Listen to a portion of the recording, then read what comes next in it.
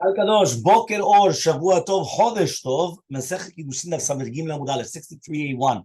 We're just going to start on 62b, on the last few lines where it says, Amar Abaye says, Eliezer ben Yaakov, the Rabbi mi, Kulehu Svira Lehu, everybody holds Dam Makneh Davar Shelo B'Olam. All of these people, all these rabbis, they hold a person could be Makneh Davar Shelo B'Olam. Eliezer ben Yaakov was that which we just said before, the Braita, which we actually just quoted, that we spoke about, that tevuah, grain that did not bring a third, you could still call it tevuah on something which, when it's going to become, and it's going to bring a third. The Tanya, as we learned in a beraita. Now we're starting some Gimel Aleph on the top, 63a on the top. What does that mean? The pasuk is coming and warning the bedin that they shouldn't put a slave to his master to be subjugated. And Rabbi comes and he says, we're talking about that he's taking an eved in order to free him. So the Gemara is going to explain, what are we talking about now? What's the case exactly? Amar of Nachman bar Yitzchak says of Nachman bar Yitzchak, Kegon, for example, the katav lei that he wrote for him, when you're going to come and you're going to acquire, you're going to be right, yours from now, which means that even though when he's going to come free him, he's still not a slave. So it's a davar shelo b'olam. And he's going to say, when I buy you, you're going to become free. But 1 second, I still didn't buy you, so I cannot free you right now. It's davar shelo b'olam. It did not come into this world yet, because only once he purchases him, now he could come and free him. Before he purchases him, he can't free him. But still, you see from here that it's, even though it's davar shelo b'olam, adam makneh davar shelo b'olam. Rabbi Meir, the time was learned on right. The person comes and he tells a woman, you're going to be married to me after I convert, or after you convert, or after I'm going to be freed, or after you're going to be freed. Right? After your husband dies, or your sister dies, after you do yibum, right? After you do chalitza from your yavam. Ena mekudeshet. She's not going to be married. Rabbi Meir says, yes, she's married. So you see from here that Rabbi Meir holds that a person could be makneh davar shelo b'olam. Rabbi Yochanan Sanlar, how do we know that Rabbi Yochanan Sanlar also holds the same thing? Because he says, ena mekudeshet. Yeah? So he comes and he says, right, ena mekudeshet. She's not going to be married. Rabbi Yehuda Nasi Omer, Rabbi Yehuda Nasi says, mekudeshet. She's going to be married. Umatam amru ena mekudeshet. So why do they say that she's not mekudeshet really be'emet? Which means like this: Rabbi Yochanan Hatzlar says she's not mekudeshet like the Tanakama because a person cannot be makneh davar shelo b'olam. However, the Rabbi Yehuda Nasi comes and she says she is mekudeshet except for the last case of after the husband dies or after the sister dies, because that's a Takanach Chachamim. Now, why did the Takanach Chachamim say that in those two cases of the sister or the husband dying, it's not mekudeshet?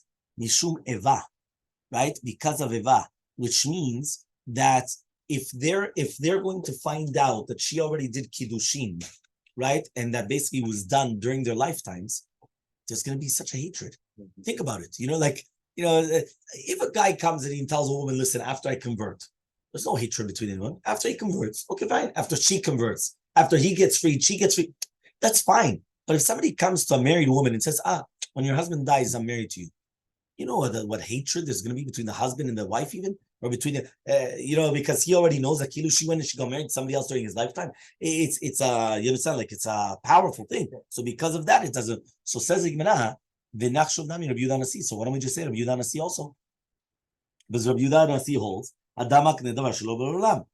So answers the Gemara, Hainu Rabbi Yehuda Nasi. You're right. Rabbi is Rabbi Yehuda Nasi. It's the same person, right? And therefore, since it's the same person, that's what's going to be a different halacha. So says the Gemara, "V'nechshov nami Rabbi Akiva." You have Rabbi Akiva. The Tanya we learned in here it should be the Tnan and Mishnah. Yeah, Mishnah. The Tnan was learned in Mishnah Nedarim. Kunam shani ose leficha. Any melacha that I do for you is going to be asur like a korban.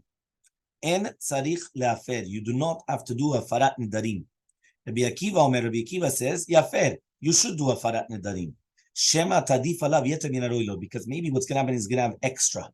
And therefore, the neder will come on the extra, which is not going to be meshubad. Okay, that's what he's actually trying to come and say.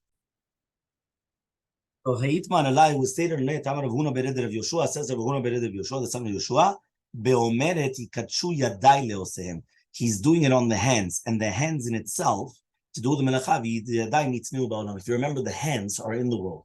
You guys remember that we were speaking about what was in the world, not in the world. The even work that you're going to do in the future is not in the world, but your hands are in the world right now. So if you're going to be in the Kaddish, the Yadayim Losem, that is going to be in the world. Okay? Mishnah. So Mishnah Samet Gimel Amud Aleph. How many Isha, person comes and he tells a woman, Harei HaMekudesh li amenat she'adaber alayich lashilton ve'yisei mach kepuel. Yeah, so he comes and he says, Diber alei lashilton. Right? He comes and he says, as follows. Imagine right now, right? He comes and he says, imagine a person comes and he says, you're going to be married to me on condition that I speak to the government on your behalf. You understood? Mm-hmm. So imagine I'm going to speak to the government on your behalf. All of a sudden, what happens is yeah, I'm going to speak to the government on your behalf, or I'm going to work for you. So if he did do that and he spoke on her behalf and he did work for her, whatever it is, so even for one day, that's what it says over here. Mekudeshet, she's going to be married. If love, and if not, she's not going to be married. Amar Resh Lakish, says Resh Lakish. Vehu shenatan la shaveh pruta. He still had to give her a shaveh pruta. Okay, why? Because basically only with the shaveh pruta is it going to be, because just stam that I'm going to speak on your behalf, that's not worth anything. What? No, but it's not worth anything in itself. Meaning I'm going to speak on your behalf is not something tangible. I can't put a price to it. So I still have to give a shaveh pruta. Okay, so I have to give a shaveh pruta, and then I'm going to speak on your behalf. But it has to be like that. So says the Gemara, 1 second, but why can't you do it with, for example, sometimes it costs money to go and to do these things. Yeah. So there, the question is, a lawyer or whatever it is, so why can't you just do it with sachar? Meaning the schar of the peula, why can't you do that? So he comes and he says, I give you a ride, like an Uber driver. Why doesn't that work? Right? I put you on a caravan or on a boat ride. It's worth money. And it's going to be something in the future that I'm going to put you on a donkey or I'm going to put you in a boat or whatever it is. Then it is mekudeshet.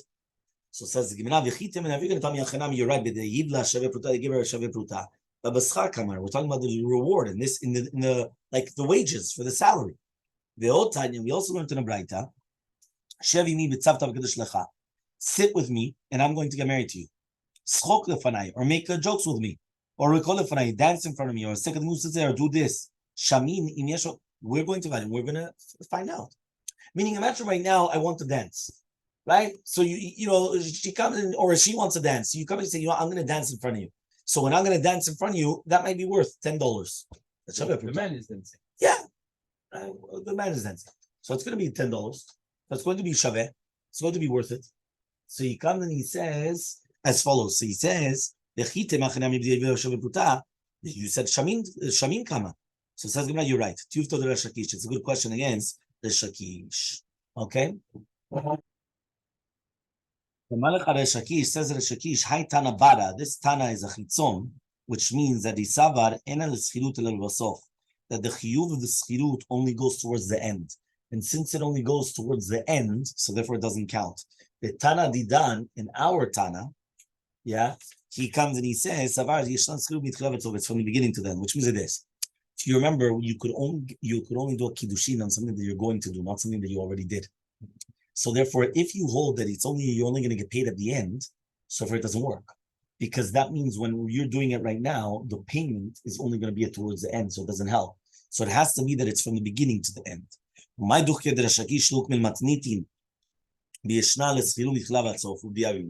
Who's the one that says, pushing the Mishnah to say that we're talking about that there's schirut from the beginning to the end, and that he actually gave it to her for kiddushin? Rava says, our Mishnah was a difficulty for him. My idiot, the Tani, why don't we say al menat shedaber alech l'shilon? Al menat means on condition. Nitne, why don't we just say with a reward? Meaning not as a condition, just say with a value. It's worth a value. Right? But rather comes teach you, kol al menat ichadeyiv lahu. Yeah, so he comes and he says this. He says, anytime that it's written, right, that it's going to be al menat, it means that that it's like that he's giving it to her. So therefore, since he's giving it to her, and this is going to be the condition, so therefore it's going to be okay. Okay? Fine. Says the Mishnah. Mishnah, the second Mishnah, the one towards the bottom. Al menat yirtze abba. Imagine a person comes and he says, "You're going to be married to me on condition that my father would want the kiddushin." Or ratza av mekudeshet. If the father wants, it's a good kiddushin. Vim lav, and if not, yeah, ena mekudeshet. It's not going to be a good kiddushin. So he says, meta av. What happens now if the father dies? How does it mekudeshet? Meta ben. If the son dies, melamdina av lomar sheno rotzeh. So then we teach the father to say that he does not want in the kiddushin, in order to make sure that the mafreya wasn't a good kiddushin, and therefore you don't need yibum. Okay, that's what we try to do. Fine. Says the Gemara, my almenat shirtzeh abba. What does it mean that you're getting married to a woman on condition that Abba wants? If you're going to tell me that until my father says yes, what's the next case? The father dies in Mikudeshet. He didn't say yes. If he didn't say the words yes, so what does it help now that he died? Now it's a good kiddushin. Why? Ela barada, right? Samech Gimel Amubet, right? 63b. As long as my father keeps quiet, meaning the fact that he kept quiet, it means that he agrees to it. He didn't say no. Yeah, but if he was opposed, he would have said it. No. He didn't say no, exactly. So he must say, let's see the Seifa. Meta ben, if the son dies, then we teach the father to say no. But am I why? Vashatik, he kept quiet. If he was already quiet, he was already chal kiddushin. So what does that help now? Now he says no. He already kept quiet. Ela rather, he said that on condition my father doesn't go against it. Okay? So Reisha bechad tama u'mitziata v'seif bechad tama. He says what the Reisha is in one reason, and the right and the mitziata and the seifa and the middle one and the seifa is going to be with one reason. Amar Rabbi Yana says in yes. Amar Reshaki says Reshaki Shmamina. We learn from Rabbi Yana that we are madif to be to like be dochek and to be ma'amid Mishnah in two different cases. Which means this. It's much better to be dochek and put the Mishnah with two different cases, but according to one Tana, than two Tanaim and one reason. Right? What does that mean? Right? The Gemara is going to explain. He says here like this. We could have said that the entire Mishnah was talking about the same case. Al-Menat Shirtzeh Abba. The Reisha and the Seifa is like two different Tanaim. The Tana of the Reisha says Al-Menat Shirtzeh means that he keeps quiet. And the Tana Seifa means Al-Menat Shelo Yimche, means that he has to rebuke. But Rabbi Yana said it's better to say that the Reisha and the Seifa are talking about two different cases, right? In order that it's one Tana. That means it's better to say that the Mishnah is two different cases with one Tana than two different Tanaim with the same case. Everyone understood? Yeah? Because basically it's just much better to say that the Mishnah is the same author. Same author in two different cases, even though it's a little bit dochak. I'm saying, well, two different cases, you should have said it. They didn't say it. But it's just preferable to say that it's the same author, the same rabbi, that's the author of everything in different cases, than to say it's the same case, but two different authors. That's what he's saying. Okay? Rav Yosef bar Ami Amar, Rav Yosef bar Ami comes and says, Leolam chad tamahu. Really, Be'emet, the Mishnah is talking about one reason. Al menat shirtzeh arba. Umay al menat shirtzeh arba. Al menat shelo yimche abba mikamat shoshim yom. It means that for 30 days, he's not going to go against it. So therefore, it comes out that Stam, if he doesn't give a date of how long, it's 30 days that he can go against the wedding. That's what it means. Okay, next Mishnah. Mishnah Samakim Lamubet, 63b in Mishnah. Imagine a person comes and he says, Kidashti biti. Right? I'm going to come. A person comes and he says, I accepted Kiddushin for my daughter. But I don't remember who it was. So imagine somebody came to me. He looked like a good boy. I come and I say, yeah, I accept it. And all of a sudden the guy says, I forgot. I don't remember who it was. Now somebody comes and he says, I was the one that did it. Ne'eman. He's believed. He's believed to say it. But what happens if two people come? So shneim notrim get. So both of them have to give a get. And if one wants, one gives a get, another one gets married. Yeah? Very interesting case, no? We saw that somebody get betrothed with a woman, but he don't know who. He doesn't know who, exactly. So same thing. Okay? Fine. Says the Gemara. Amar Rav says, Ne'eman liten get. When it said in the Mishnah that if a person comes and he says, I was the one that got married to her, he's Ne'eman. But says the Gemara, Rav says, Ne'eman means Ne'eman liten get. Right? Not that Ne'eman liknos. Meaning, We thought that he's believed means that he's believed and he could get married to her. He says, no. He's believed means he's believed that it was him, therefore he could give a get, but he could not give a marriage to her. Right? So says the Gemara, Ne'eman li'ten get, he's going to be meant to give a get. She'en adam chuteh velo lo. Because a person will not come and make a sin if it wasn't for him.